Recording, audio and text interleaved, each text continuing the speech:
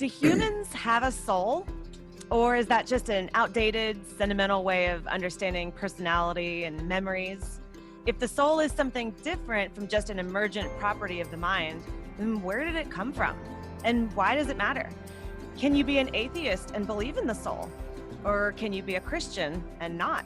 We're going to be talking about all of that and much more on today's episode of Theology on Air. Welcome back to Theology on Air. I am Sarah Stone, Outreach Director for Young Adults at MVPC, joined by my co-host, Evan McClanahan, Senior Pastor over at First Lutheran in Houston and Midtown. And we are joined today by Eric Hernandez. Eric is the full-time apologetics lead for the Baptist General Convention of Texas.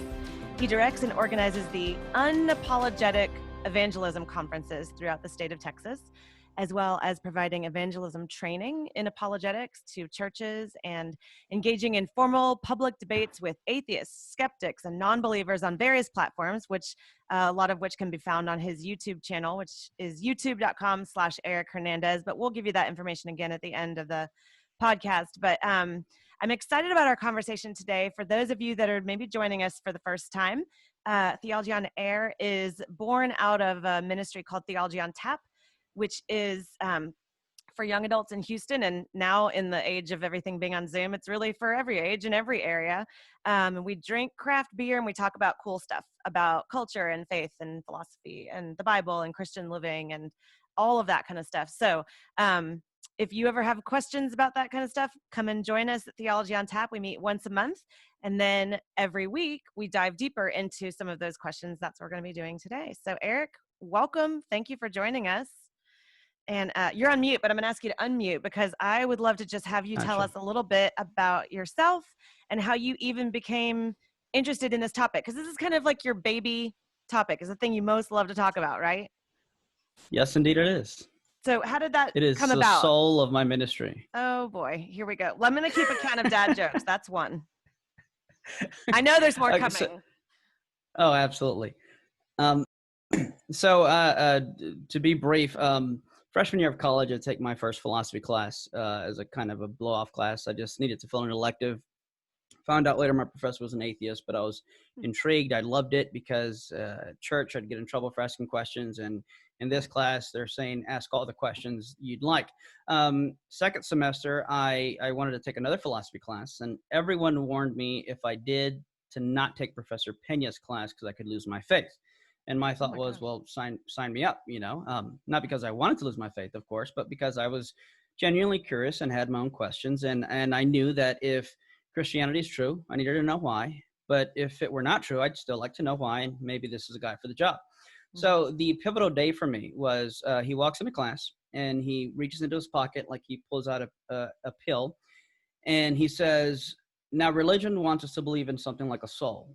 And according to Christianity, it's immaterial. And it's because of this, we can have hope in an afterlife and seeing our family and friends that have passed away. He said, but if the soul exists, according to Christianity, it's where your emotions and feelings and moods lie, and these are immaterial. But how is it that if I took this antidepressant pill, how can something tiny and physical have the power to affect the alleged immaterial? Because every time we look at the brain, would you see neurons firing? Every time we look at the body, would you see these base chemical elements, hydrogen, oxygen, things like that, but you don't find a soul. So how do we explain this? And he said, well, the answer is simple. It's because there is no soul, there is no God, there is no heaven, there is no hell, there is no afterlife. We're just a brain and body, a physical brain and body, and we need to learn to live with this fact and get on with our lives. Class dismissed pretty much. Now, here was for the first time in my life. First of all, I had never met anyone that didn't believe in the soul, much less someone give an objection to it. And for the first time, I hear an objection that if true would mean Christianity was false. Mm-hmm. I say that because Paul said if there is no resurrection of the dead, then our hope's in vain. Christianity is not true. Well, by the same token, if there's no soul, there can be no resurrection, and therefore Christianity would be false.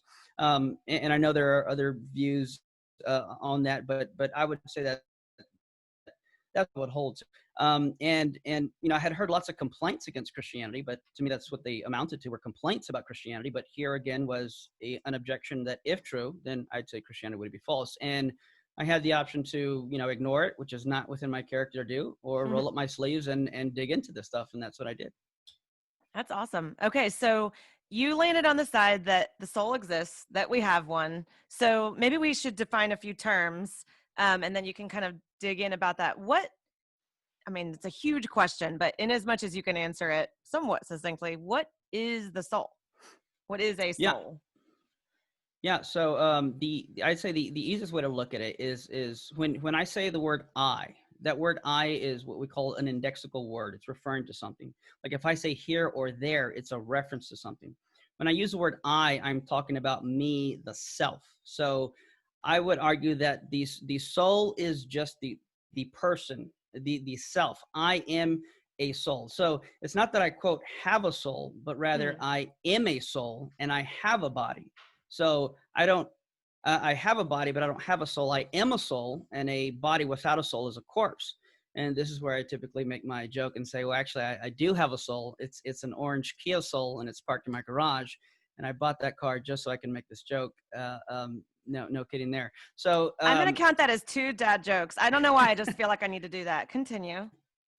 and He so, really does own that car, y'all. That's how dedicated he is to that joke. I do. It's great. And I've used it to witness too. This guy at the gas pumps once was like, hey, nice car. I like the color. I'm thinking of getting one for my wife. How many miles does it get? I'm like, I don't know. What are the features on this? I'm like, I don't know. He's like, well, why'd you get the car? And for the next 15 minutes, I began witnessing to the guy at the gas pump. So God's used it in many ways. That's funny. That's awesome. So to get more technical with the definition, the soul would be an immaterial substance that is the possessor of consciousness and is the thing that grounds my identity through change and all my capacities and faculties. Ooh, so that was a lot in one sentence. Yeah, that's the more technical metaphysical terminology to that. When you say immaterial substance, people's minds are already exploding, right? Because immaterial substance or soul seems like a paradox, because by definition, it doesn't, if something exists, it's made of matter. You're saying it's immaterial. I mean, sounds like crazy sauce. Can you dig into that a little bit? Yeah, and I'm glad you brought that up, because that is, first of all, the objection to me. I know it's not your objection. You're kind of playing the devil's advocate here. It's such a bizarre objection to me that sounds like crazy sauce, because first and foremost, the term substance was first used in philosophy, not in science. The term substance came from talks of Aristotle. You look at Aquinas, they begin to talk about substance, and it literally means to stand under. And this came from philosophy, and it was later that science picked it up. So when people I'll have a lot of skeptics or atheists and whatnot. They say, oh, but you're saying substance. That's a material by definition. Well, actually, no, it's not by definition. It just means something that stands under. And the reason is because we know there exist these properties such, and like, tell me when to stop to not get too technical, but and this will get into some of the other questions you might have. But say, for example, the property of the state of a thought, which has properties like being true or false. So here's something that is really neat. I heard J.P. Moreland say, thoughts have thinkers. So a belief, when a belief exists, it doesn't just float around in the world, but rather this state of consciousness is necessarily possessed by something. And that something would be, yes, right, absolutely, has an owner. It's possessed by something, and it is possessed by something that stands under it. Hence, you have a substance. So when I say immaterial substance, that's perfectly natural to not only the etymology of the word, but how it was first used to describe the possessor of these immaterial states and properties that we know exist. And we can get into that later, of course. Okay, so how is a soul... you said I am a soul and I have a body. How would you maybe say a soul is different or the same as like consciousness? And maybe I'm trying to think of a way to sort of like put that either in like a story or a metaphor or something for people like to put the cookies on the bottom shelf, because that's a pretty sort of philosophical way to think about it, to say I am a soul. That still doesn't say what the soul is, you know? Right, sure. So a few things there. Going back to the technical, and this is, of course, anytime you get into these kind of fields, there's going to be technical terminology, and that's just kind of, part of the baggage, if you will, that comes with these types of fields, whether it's science or philosophy or what have you. So the soul being an immaterial substance, I think, is a very key part to understanding what the soul is, because we're going to contrast this, and we can get to the consciousness in a second. We contrast something like a substance with something with, here's another big $5 word, what we would call a Myriological Aggregate. We'll call it aggregate for short. Say it again, Now, though. What is it? Myriological aggregate. And we can just say a purely physical object. So take something like, so aggregates are things like cars, Lego bricks, or watches. They are a collection of separable parts held together in a certain structure. So you can assemble or disassemble Lego bricks, watches, and cars, and so forth.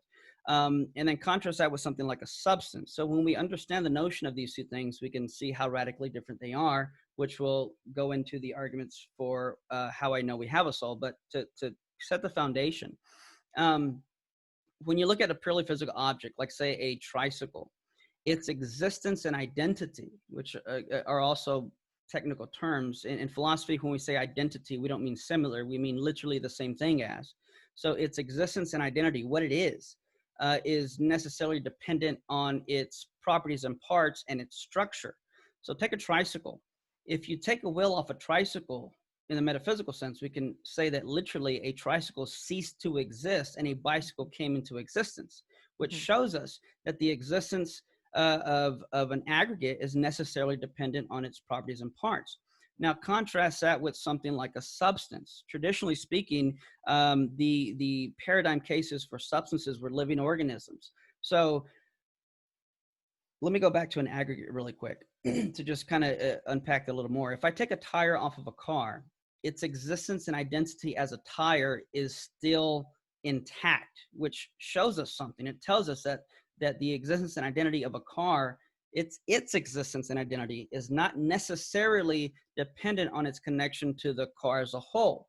So for aggregates, the parts are actually, the big word is ontologically prior to the parts, meaning the parts must exist before the whole can exist. Now contrast that with the substance. So I am a substance. If you were to chop off my arms and legs, I would still be a human person, which means that my arms and legs aren't necessarily dependent for my existence. I'm not dependent on my arms and legs for my existence. But Aristotle said if you chop off a human arm, it will lose its identity, which is evidenced by the fact that in a few days it would decay and cease to exist, which shows us that for substances, the inverse is true, where the properties and parts are necessarily dependent on the whole. For aggregates, the whole is necessarily dependent on the parts. And tell me if you want me to go more there, and I can touch on consciousness as well. Go ahead and talk about consciousness, but I think the first thing that comes to my mind, and I'm playing the role of the person who understands about half of what you're saying. I mean, just for devil's advocate's sake, of course. Of course. But what you're talking about, I think I can follow along with and be on board with the fact that, you know, if I lose an arm, I'm still Sarah. But I think a lot of people wouldn't say that's kind of the argument they would take. They would talk more about the mind, the brain, things like, you know, memories and beliefs and those kinds of things. That's where the argument would be about, well, maybe we don't have a soul. Maybe we have this emergent property that comes from the mind. So, but yeah, maybe talk about consciousness, if that's the same thing as a soul, if it's something different, sure. And then maybe we can debate about minds and bodies a little bit. Sure. So the reason I bring up the body thing is, so whenever I either do a debate or give a case for the soul, or do a breakout session or weekend class on the soul, I do it by a two-step process. Sorry, my ADHD medicine is wearing off. Thank you for laughing at my mental disorder. So there's two basic points to this. The first basic point, and I say that every time people laugh, so it's funny. You can write that as a dad joke. The first is that consciousness is not physical. And the second point is I am more than a brain and body. And I would say based on these two, we can conclude I am a soul, even though they're individual arguments themselves.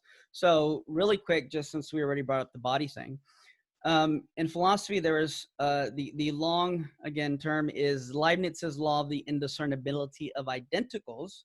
We'll call it Leibniz's law for short.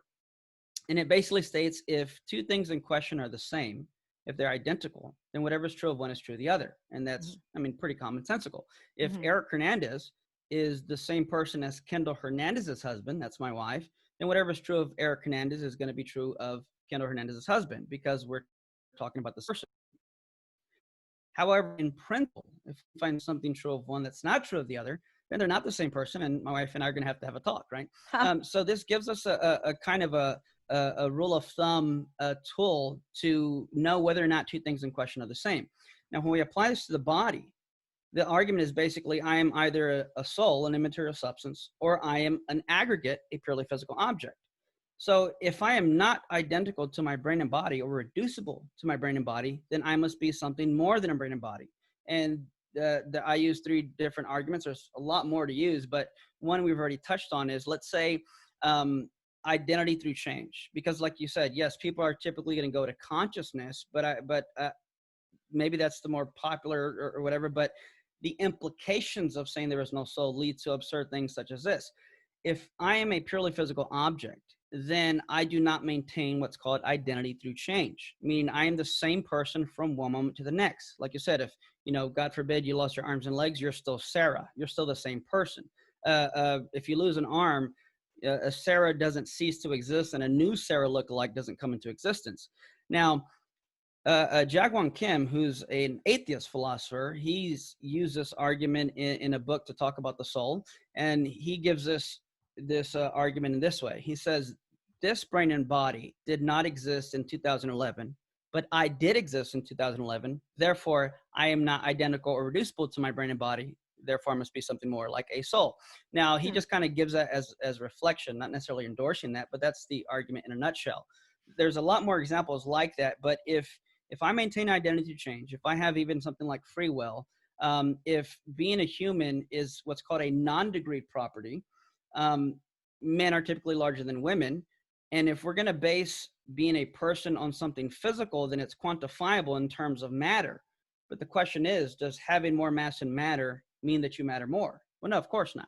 So given that we're not reducible to matter, then you can't place value on someone bigger or shorter in terms of being person, because personhood is a non-degreed property. However, if my body can come in percentages and degrees, but I'm an all or nothing kind of thing, then it follows I am not identical or reducible to a brain and body, and it follows therefore my existence and identity must be granted as something transcendent to the body, namely the soul. Now, am I still there? It looked like I froze. Your picture froze, but your voice is still with us, and you look very contemplative. It's good. You didn't, freeze in an awkward position. Yeah, I have no. Okay, so I'll just keep going. Just keep going. Hopefully, it'll pop back in, and okay. It's just your soul talking now, Eric. The body has left us, but you're still you. Thank goodness. So consciousness, really quick. Consciousness is give me 1 second. Yeah, go ahead and fiddle with it if you want. I already feel like I have a water hose of information that's come at me. Whew. I wonder if this is how non-Christians feel when I start talking about Jesus. I don't know. Okay, I think Jesus is easier to understand. It looks good. Yeah, go ahead. Okay, so and I'm trying to think, because as you can tell, every time there's a question, it like jumps into a whole bunch of more questions and topics and areas. Well, I can also tell that you talk about it a lot, and so you've got the answer ready. But for those of us that are sort of new to it, it's a lot to take in at once. But continue. Yeah, and I apologize too, because I know we're trying to keep it within the hour, and I naturally talk fast. Sorta. No, you're good. You're good. So okay.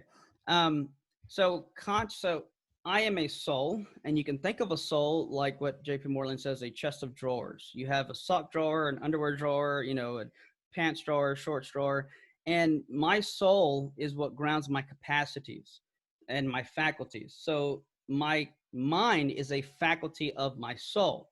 To try and maybe simplify it to kind of help the listener grasp the concept.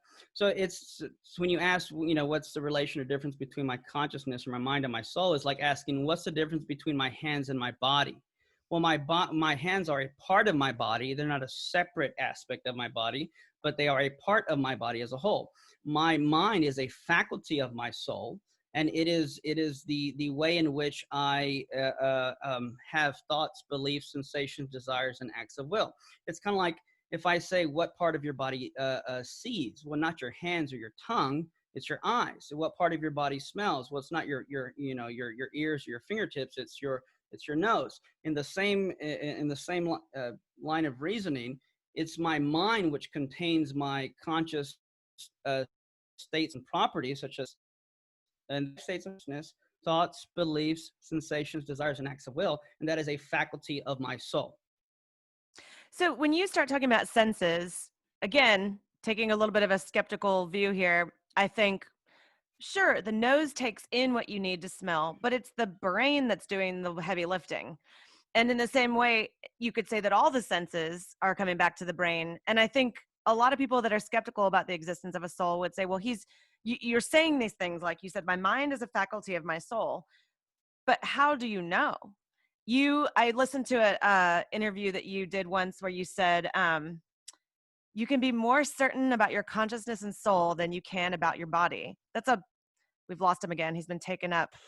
No, He's really trying to make a statement about the soul body distinction here. Where did you go, Eric? Sorry, I had to move something. Yeah, you're saying I'm more certain. Yeah, it just seems like being able to say the phrase, my mind is a faculty of my soul, or that you can be more certain about your consciousness and your soul than you can about your body. It seems like an outrageous claim. So I'm curious how you feel like how can anybody know that we have a soul?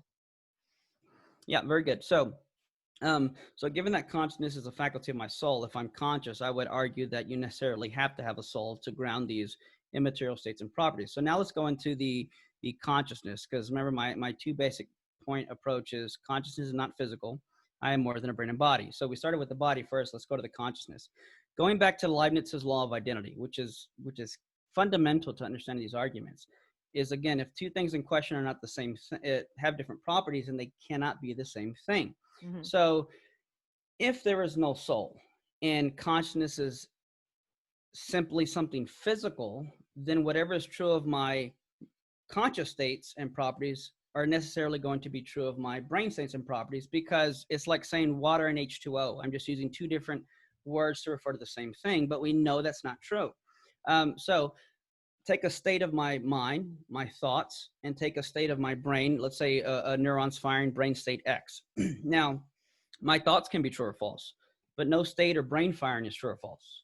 My brain can weigh 3 pounds, but the thought that I'm talking to you doesn't weigh 3 pounds. Mm-hmm. While we Feels may be like having heavy, yeah, I was going to say, while we may be having heavy thoughts in this conversation, we're not going to go by neck braces after this discussion's over. So you can check another one there. Yeah, I got you. My brain can be 7 inches long, but the smell of a rose or taste of banana is not 7 inches long.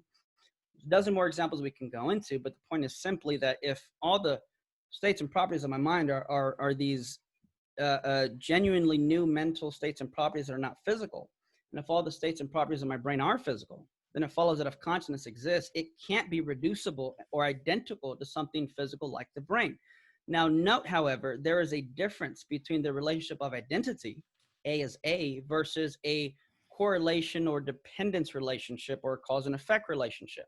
So yes, when you, if I have Alzheimer's or you hit me over the head, yes, that affects my mental states. And people will say, that proves that there is no soul, or that you're just talking about your brain. No, it doesn't. That doesn't establish identity. That merely establishes a correlation of cause and effect or dependence.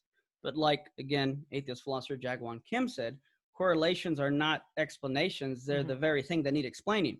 So there's a bunch of different illustrations or analogies to use. I usually refer to something like a guitar. If I'm the world's greatest guitar player, which I'm not, I don't even play guitar, and I have great talent, I use the guitar as an instrument to convey my talent. But if you pop a guitar string, I may not be able to play the music. But no one's going to say, therefore it follows I am a guitar, just because there's a correlation, or that my talent is in the guitar, or even that the music is inside the guitar, even though affecting the instrument will affect the way the music sounds. I don't break up when a guitar and the note C falls out, and you don't cut open a brain and see my thoughts or beliefs. A neuroscientist can know more about my brain than I do, but he cannot know more about my mental life than I do, because consciousness is not a physical thing. It's something that has what's called first-person private or privileged access. If you want to know about my brain, any third party can do that. If you want to know about my thoughts, you have to ask me, because thoughts aren't physical and they're not extended. If they were physical, then you just open up my brain and see them, but you don't. So let me jump in with a couple of questions. So and maybe you've already answered this, but it went over my head. Where is the soul? And you can give as short an answer as you want to that. Yeah. So I would say it's a category fallacy to ask a question like that. It's kind of like saying, where's the number 2? How many number 2s can you fit in your pocket, and how heavy will your pants be? It's the soul. If immaterial, then it's not extended in space, and it has no weight or anything like that. Now I know that's. Go ahead. Sure. Well, but isn't my soul like usually hanging around my body? Like how far? I mean, now, and also I do want to ask seriously a question about like near-death experiences, because I'm curious if that research plays a role in this. I mean, I know Gary Habermas uses it a lot with kind of resurrection and evidences and things like that. But yeah, like how? I mean, okay, let me take another step back as another kind of. So I think that there are 2 people who would disagree with you mostly. One are, of course, are like pure physicalists, right? People who believe that there is no soul. But other people who would not agree with your first phrase that I am a soul, I have a body. And this gets in, I think, ultimately into like resurrection questions, like new earth, new heavens, like resurrection of the body questions. Like, well, if we only have a body, but we're not a body, then what's resurrected? But before I get that, that's why I wanted to ask about like, where is the soul? Because it seems to like hang around. It's like my shadow, it's like wherever I am, it seems to be too. But then again, I said I, so of course the soul is always with me if that's what I am. So let me put it this way. Where my soul usually is, it seems like my body is in close proximity. Coincidence? Is that a dumb question? You can tell me if it is. He's going to tell you it's another category error. Okay. In a sense, it is, because even note, and these are good questions. Note even the notion of hanging around my body is still a something that's located within space, right? So I would say that your soul is causally active within your body, and where those lines are drawn is more of a posteriori notion we come to, not something a priori. I mean, it's something we come to after the fact. One way to think of it, and without getting into heresy, it's just an illustration for the. We like to stay away from heresy here on Theology on Air. Yeah. We can say but get us as close as you can without on. Yeah. That my soul is omnipresent to my body, much like God would be omnipresent to the universe. It's not a pantheism where God is in it per se, but he's causally active at every point in space. In a similar vein, and of course I'm talking to the Christians here, my soul is omnipresent to my body in that causal type of active power sense. It has the ability to act in my body because it's omnipresent to my body, much like God could act at any point in space, though he's not physically located in space himself. So then what's the distinction between, just to really dumb it down here, if I have a thought that comes to me, and it's a pretty good, contemplative thought, I think, oh, that's good, and I stew for a while, is that my soul doing that? Is that my brain doing that? Or is that another category fallacy? So you're asking, when you have a thought, who's or what's doing that? Is that the question? Like, would I say that that's my soul that's produced that thought? Is that my brain that has just taken all the information that I've been fed up to this point and is percolating and sort of computing it and coming up with a conclusion? So we definitely, so I'm a substance dualist, and we're going to get into that. Yeah. Moreland calls this a Thomistic like dualism. He calls himself a peeping Thomist, and that's his joke, so don't count it as mine. But it's but you said it, so it's a half a point. Well, yeah. But so there's a deep integration between the body and soul, and he would say that the body is infused with the soul, kind of like sugar and water. You mix it, and so to kind of put perspective to the question, to me, that's like asking, what taste do you taste, or does your tongue taste? Well, I taste by way of my tongue. So when you're thinking, those are your states and properties, which is a faculty of your mind, but that is possessed by you. You are the thinker. So hopefully that putting it in that perspective kind of helps. Same thing with spirit. The spirit is a faculty of my soul. It's not a separate substance, but it's the faculty through which I communicate with God. My mind is a faculty through which I have these 5 conscious states and properties, and so on and so forth. So yes, you are thinking, and it's the faculty of your mind, much like when you're tasting, but you're using your tongue to taste. Okay, so you just made a distinction between souls and spirits, which is one of the questions I had, like 10 down my list, because people do use those terms interchangeably. right? Oh, I have a soulmate. My spirit is drawn to him. My spirit talks to the Lord. But then we talk about having the Holy Spirit in us, and that's different. So maybe talk us through that a little bit. Souls and spirits. What's the difference?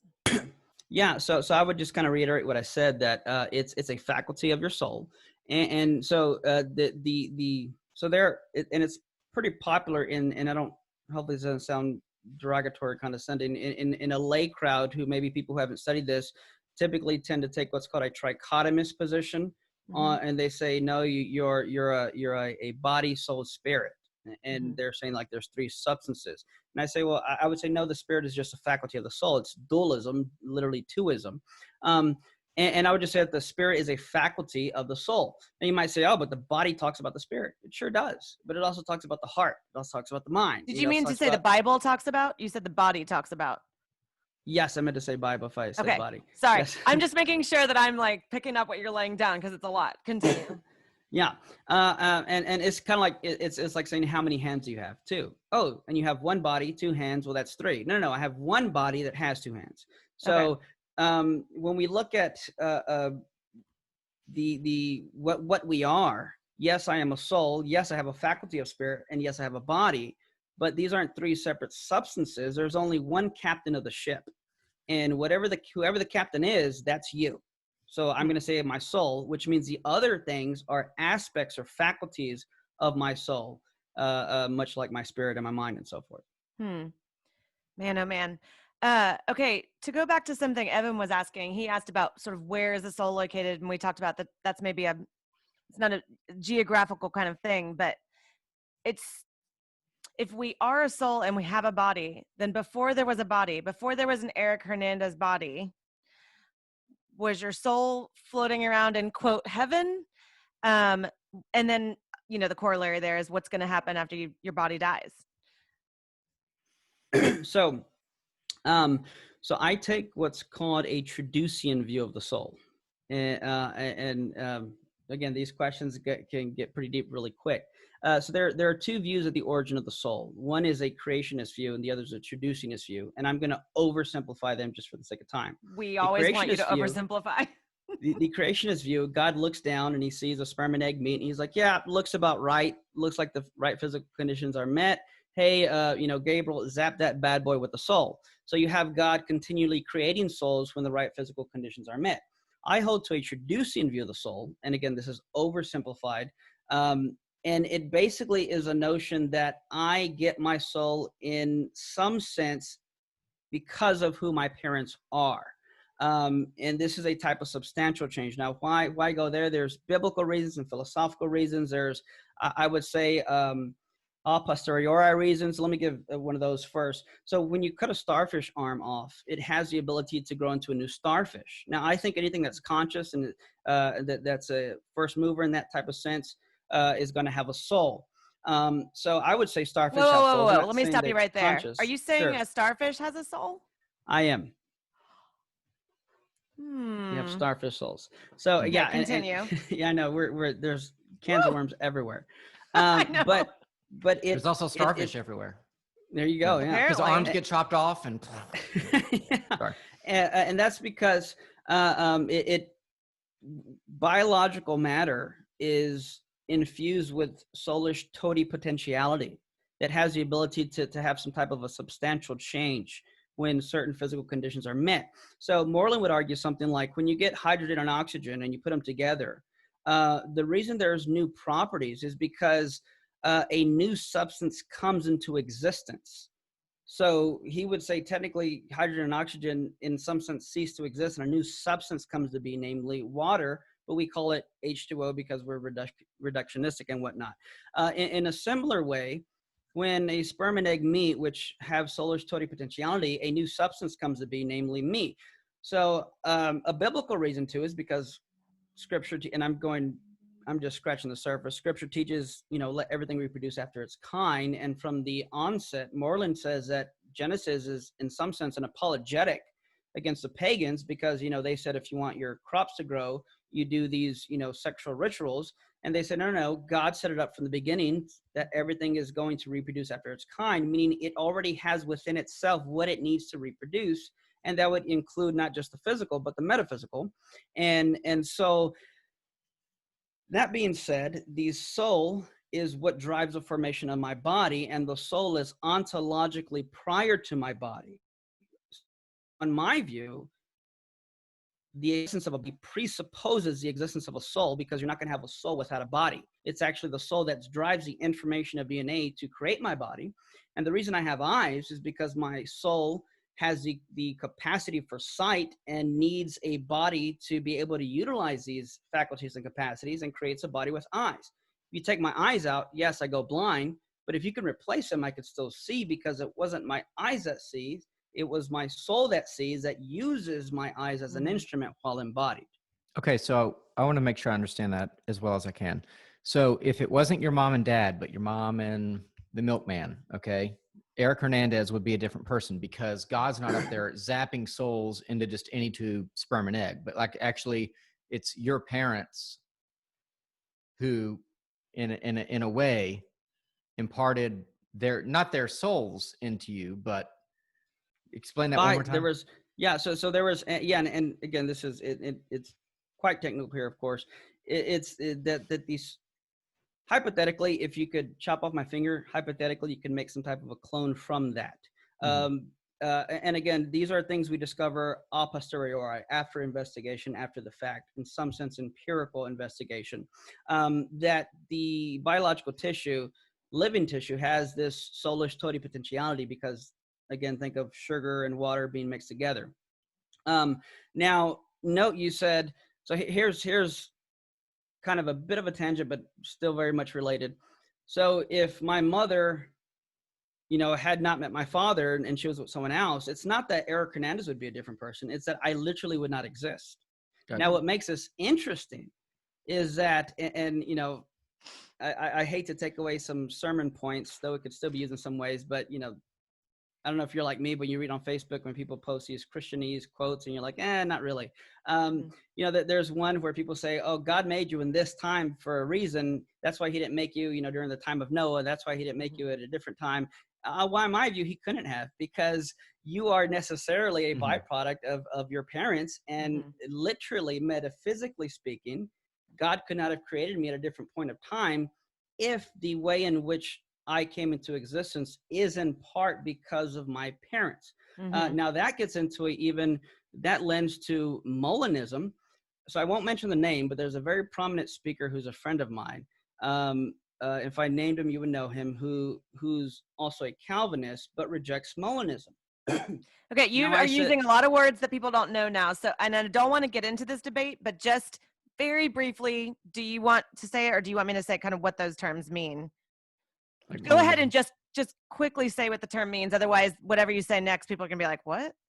Gotcha. Okay. So Molinism is the view that God has what we call mental knowledge. He knows what would have happened had a different set of circumstance occurred. So if I would have had one more sister, God knows what my life would have played out differently. Now we can see this in movies. There's a whole bunch of movies like that, butterfly effect kind of thing. You change one thing, something else changes. God knows what would have happened had other circumstances occurred.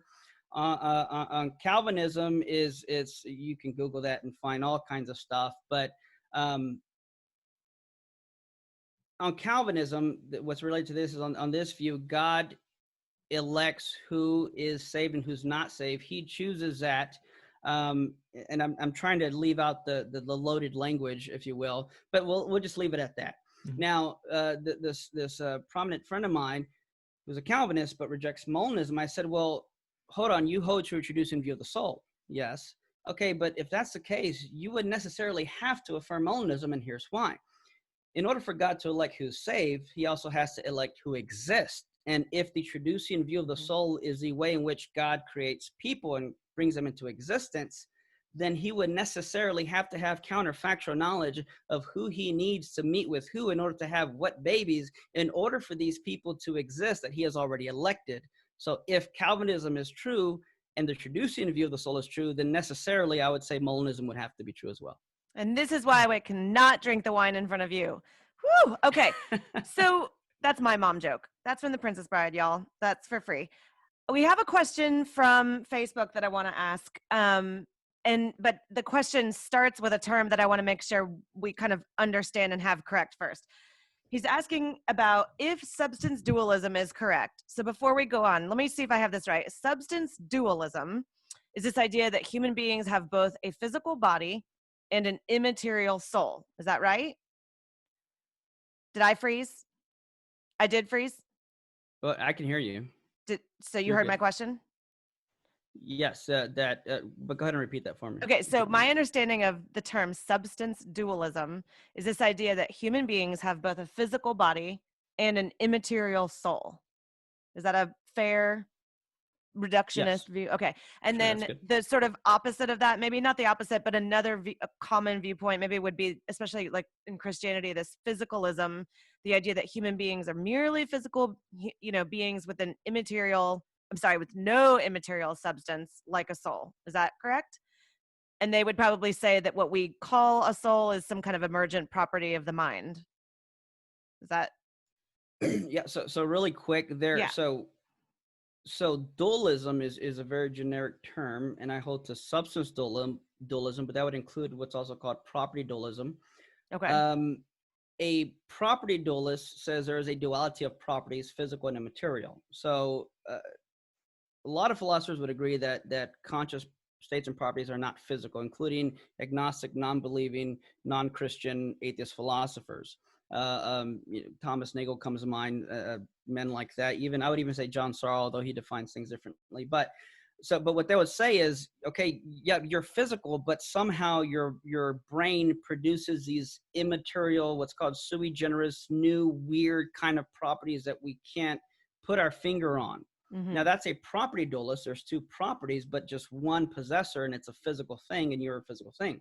Substance dualism goes further and says not only are there immaterial states and properties as well as physical states and properties, but there is an immaterial substance that possesses these conscious states and properties. So if someone is going to, even if someone's going to say, okay, yeah, but we could say that, the brain produces these conscious states and properties, well, you're still a type of dualist. You're just maybe not a substance dualist. Okay. Interesting. Well, so maybe I was trying to simplify it too much, but let me ask this question from one of our viewers on Facebook, and you can take it away. It says, if substance dualism is correct, and you can't say the soul is spatially located, so the soul doesn't actually reside in the body, then if someone dies and their soul goes to heaven, how can we say that they are, quote, in heaven, since the soul can't be spatially located, being immaterial? I'm hoping you can still hear me, even if your video went away. Yes. Sorry, I think my phone's dying, which is weird. Oh, it's not plugged in. I have it plugged in the charger, but not in the. Wow. Yeah, give me 1 second. I'm sorry. This is a sermon illustration. If you don't have it in the power source, it doesn't matter how amazing it is. Anyway.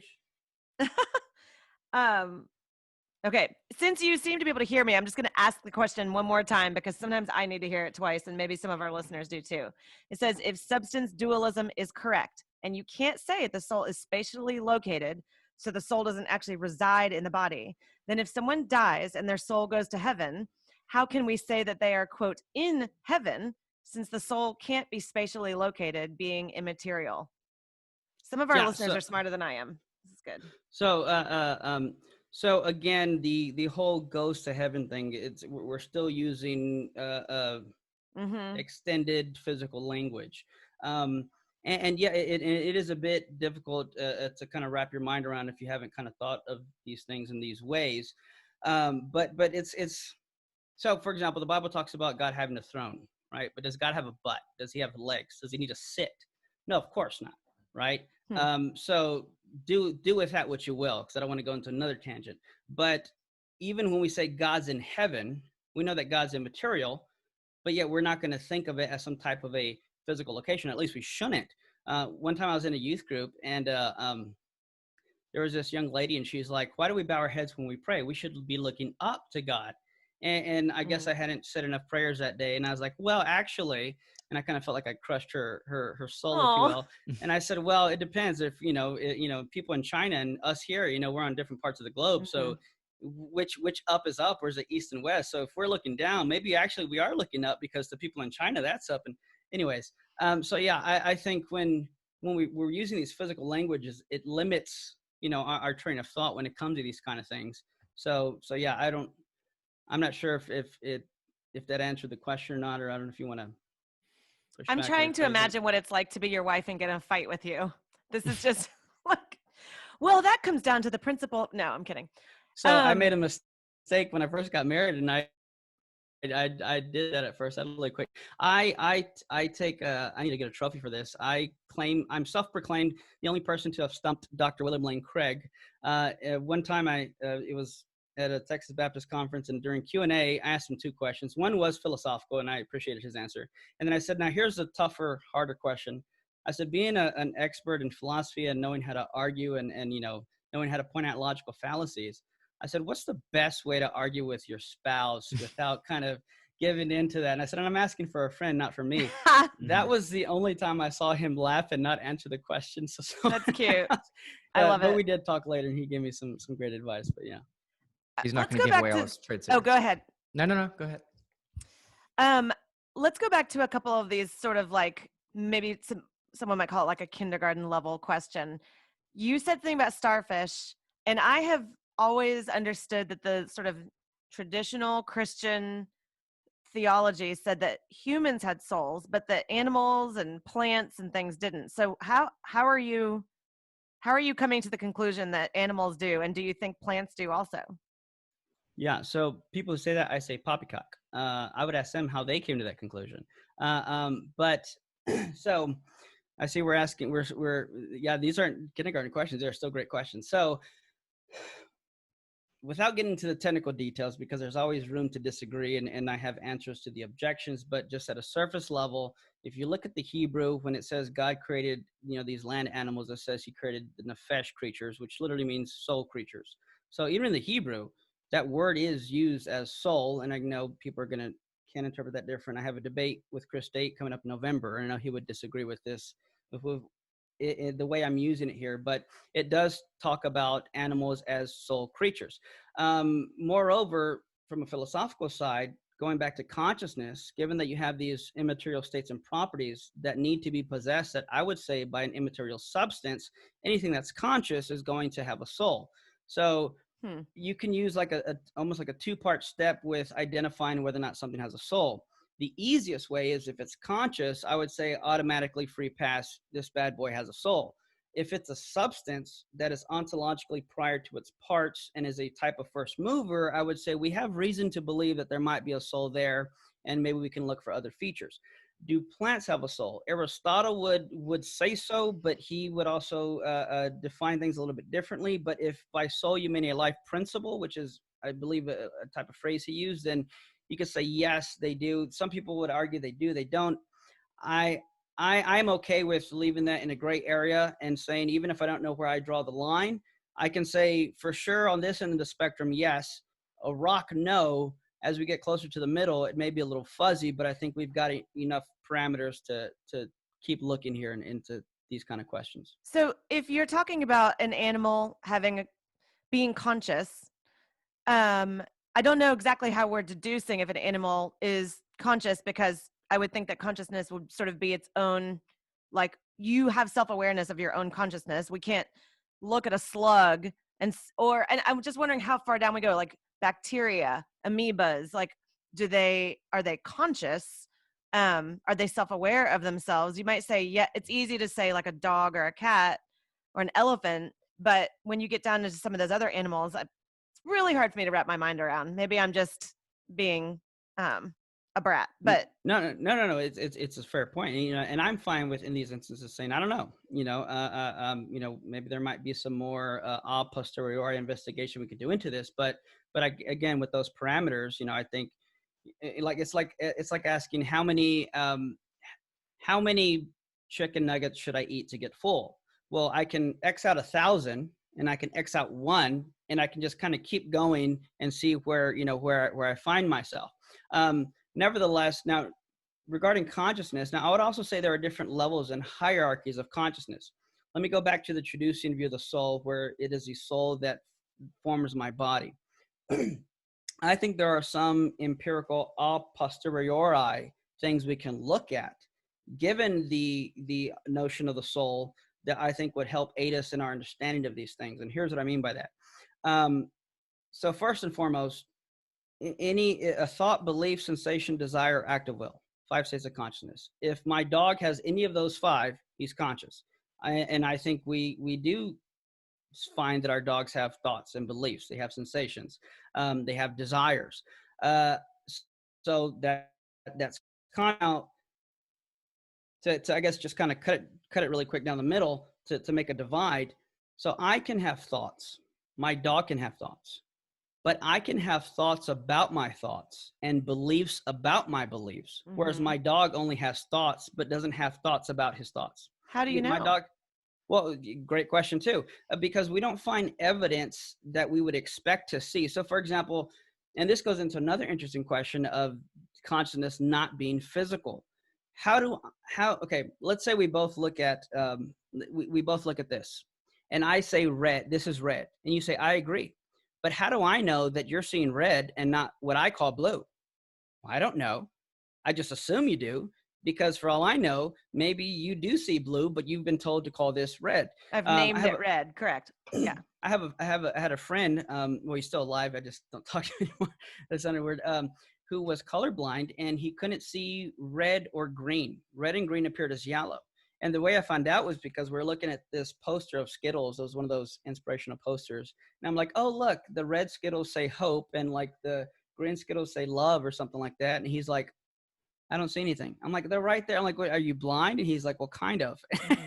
and so now this blows my mind, because you think of like, blood, grass. I mean, it's like a Dr. Seuss world. He sees a shade of yellow. Now I say that to say, the only reason I assume that you have mental states like I do is because, like, if I get stabbed with a needle, a syringe, I say, ouch. And when I see that happen to you, you say, ouch. So I attribute the same mental states, the same quality that I experience to you. I think the same is analogous and applies to animals.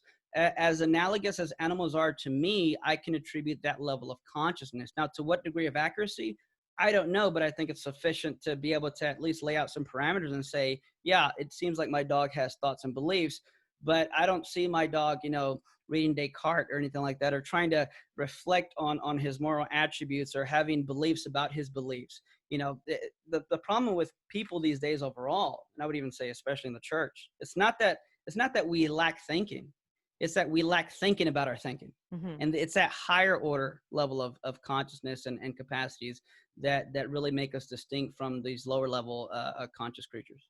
Did you just call some Christian dogs? I think that's what just happened. I'm kidding. No, Evan, that was did Jesus you have when he said, I can't give the bread to the dogs. So. Yeah, well, that's true. Did you have a question, Evan? Because I have like 4,000 left. Yeah, I guess. Okay. So I'm curious, when we say that people are made in God's image, right? Well, the Bible says they're made in God's image. Does the soul have anything to do with that, or would you say that's a different category? Yeah, great question. So this is something I haven't looked too deeply into myself, but there are different views of what it means to be the imago Dei, the image of God. I think it is something ontological about us. Some people say, well, can you define what that word means? Because you've used it several times, and I mean, I know what it means, but I don't know that everybody does. Ontological. Yes. So ontology deals with things like the grounding for. So my thoughts would not exist if I didn't exist. So okay. I am the ontological basis for which Eric Hernandez's thoughts exist. If I didn't exist, my thoughts would exist. So ontologically speaking, I am what grounds my thoughts. Okay. Sorry, go ahead. No, that's a good question. And I forgot what I was. The imago Dei. Answering. Yes. Okay. Now, there's different ways to look at it, and some people say, well, it's a functional role that we engage in. Like I am a father, and that's a functional role that I fulfill. I don't think the imago Dei is something that can be reduced to a functional role, because even the very notion of reducing it to a function presupposes that the ability to carry out that function is grounded within my nature, my soul. So in order for me to be able to fulfill the function, it has to first be something ontologically within me. Let me explain that in different ways. If I plant an acorn in the ground, it has the ability to grow into a tree. But I can't plant my 3-year-old son in the ground and he's not going to grow into a tree, because it's not within his nature to have that capacity to fulfill that function, because he lacks that faculty. So I think the Imago Dei is something that is intrinsic, that is ontological. And I do think the soul, I definitely, something tells me that, yes, the soul has something to do with being made in the image of God. And I think that goes anything from being an immaterial substance, from having a libertarian free will, from having a higher order type of rationality, being able to reproduce and different things like that. And yes, those are functions, but functions are necessarily grounded in the ontology of a thing's nature. So do you think there's any kind of danger in a separate question now, any kind of danger in sort of separating the soul from the body? So for example,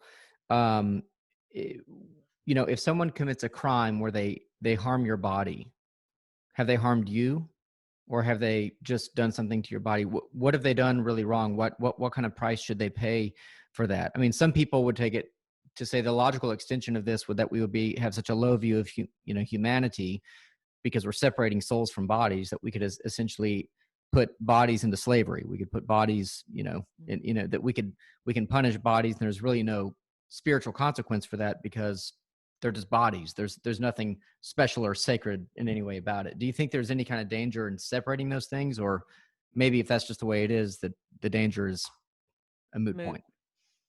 Yeah, I think there's something about what's the word I'm looking for? Without separating them in an irrational, unjustified way. So given the fact that although I am not reducible to a brain and body, while I am embodied, I still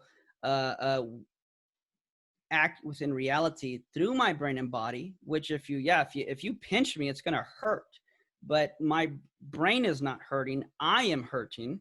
It's like when I'm hungry, my neurons aren't hungry. I'm hungry. So you're still doing something to me. You're just doing it via an intermediate mechanism.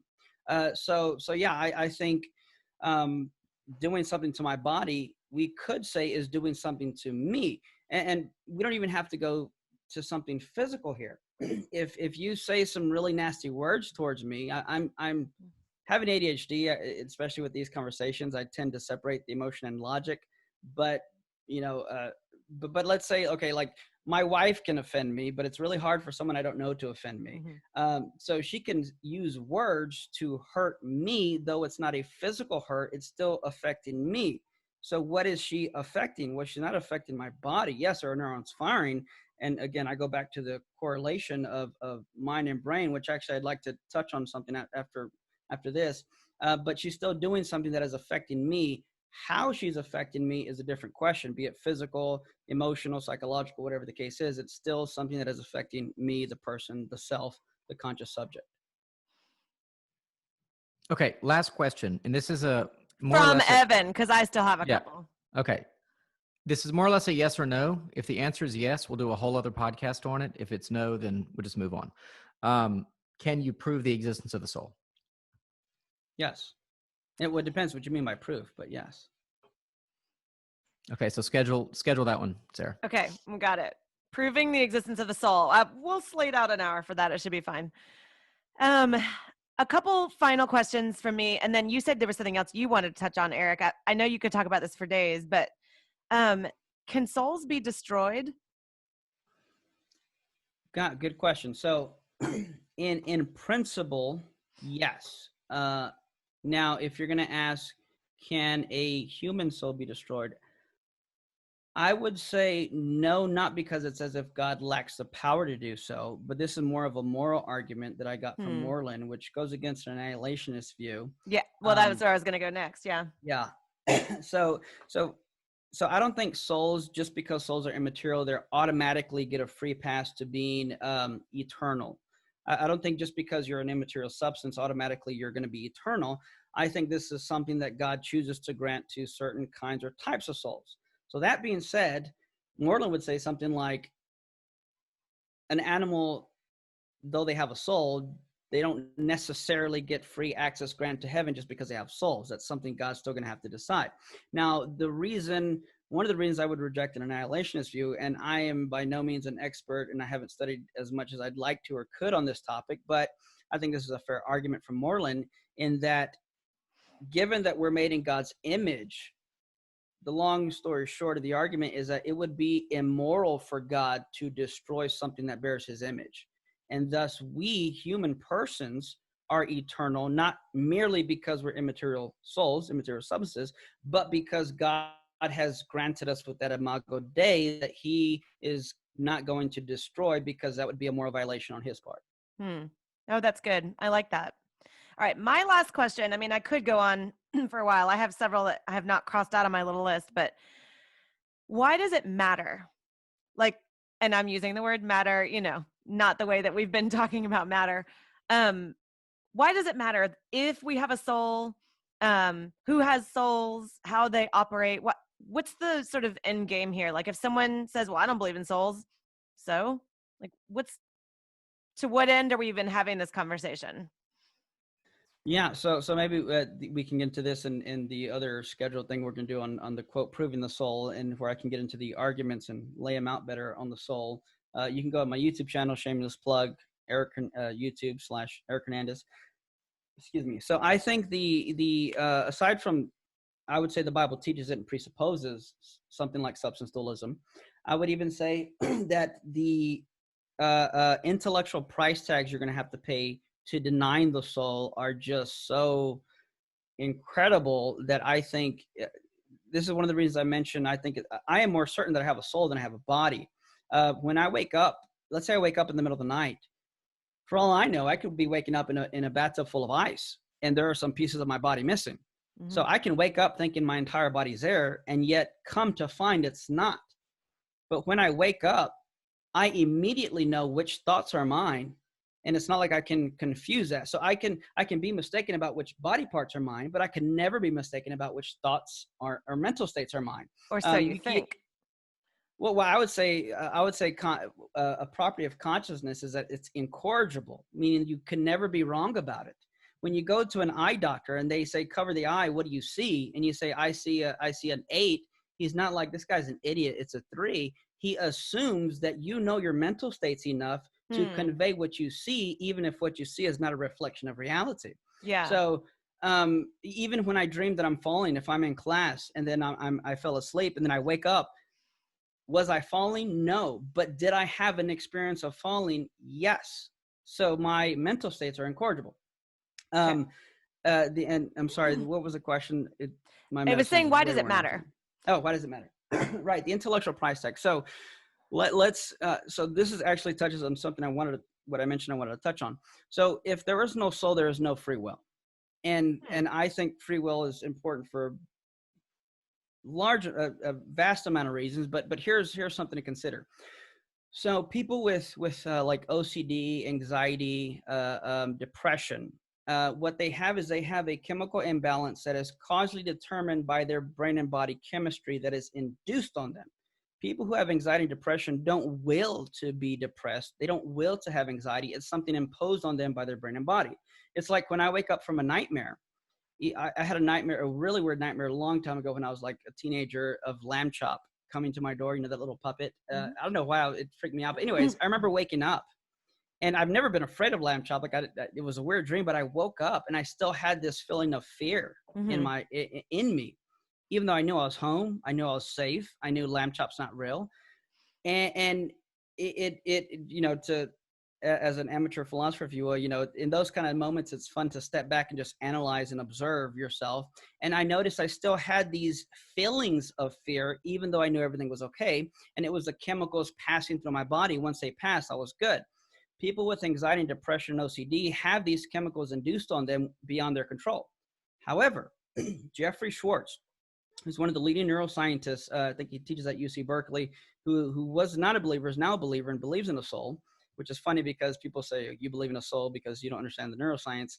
Now, I can give you some Nobel Prize neuroscientists and some of the world's leading neuroscientists who believe in the soul. That's another topic. But he utilizes what's called cognitive behavioral therapy, And what we know about what's called neuroplasticity, and here's what I'm getting at. Jeffrey Schwartz did this study, and he has a book, I think, called You Are Not Your Brain, where he gives a 4-step process. And basically, someone with anxiety is going to have these feelings of anxiousness that is imposed on them by their brain, which creates a habitual way of thinking.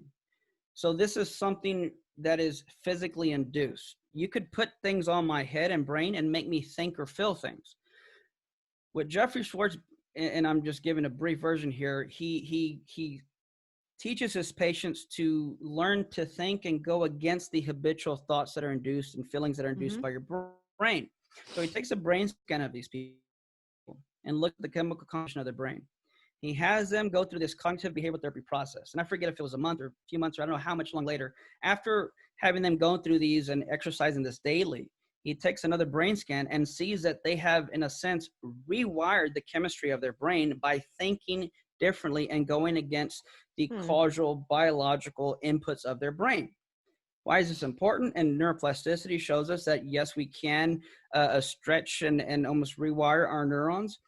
Well, because this would necessitate that you are more than a brain and body in order to go against the habitual ways of thinking that your brain and body induces upon you.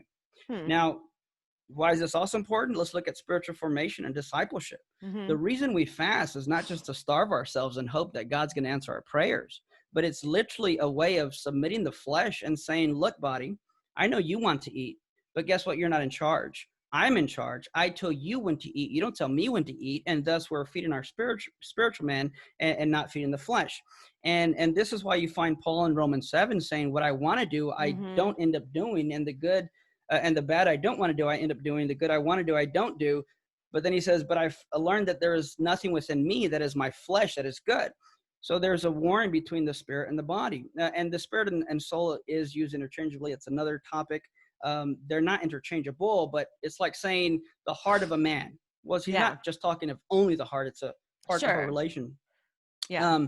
So you find that something like a soul is necessary for something like libertarian free will, which I would argue is necessary for exercising discipleship, spiritual formation, and discipline as believers in Christ. Last thing I'll say, here's a prescription, because that anybody can do maybe before the day's over. If you want, so there are things we want to do. People say, oh, if you have free will, why don't you stop sinning? And like, that's dumb. That's not what free will necessitates. That's okay. Hold on. Let me backtrack, because my filter also goes away when my medicine starts to wear off. In order to be able to control the things that we can't currently control, we have to develop our will and start at the things that we can control. And here's what I mean. So let's say, someone has, let's say there's a believer who's struggling with something like pornography or those kind of addictions that are more, you can hide behind closed doors, so to speak. And they want to stop that. They literally want to, desire to, maybe even will to, but they find that they can't. Well, you have to start, and this applies to anything, you have to start in the areas where you can control your will in order to build up that strength of will to be the kind of person who can stop these things. And I'm going to try to keep it brief because I'll start preaching here. Yeah, so and we are kind of out of time, so definitely do. So here's a quick example. If you go to the grocery store, you put your groceries in your car. Don't put the grocery cart behind my car so I can hit it. What you do is, even though your body doesn't want to, your body wants to just leave, you grab the grocery cart, find where they go, and you put it back there. Because again, you're teaching your body, you're going to do what I want you to do, even if you don't want to. And it's a way of controlling what you can control in order to get to the point to where you can eventually get to a place where you can have perhaps better control of the things that you currently cannot. And that takes free will, which takes something like a soul. Okay. Well, I wish we could keep talking, but we're kind of out of time. For those keeping track along with me, the dad joke count is 5.5.